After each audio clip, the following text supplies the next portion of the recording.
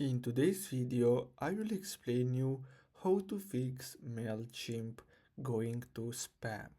So as you can see here, if you want to avoid becoming an email spammer, you need to understand the basic of spam filters, email firewalls, and other potential spam triggers.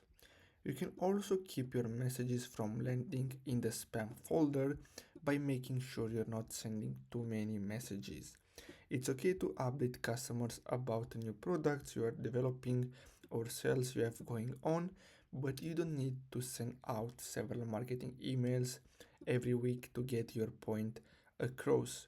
The more you flood people's inboxes with marketing emails, the more likely those people are to mark your emails as spam.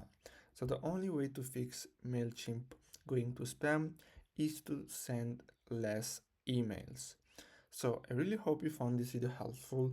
Don't forget to like and subscribe. Thanks for watching.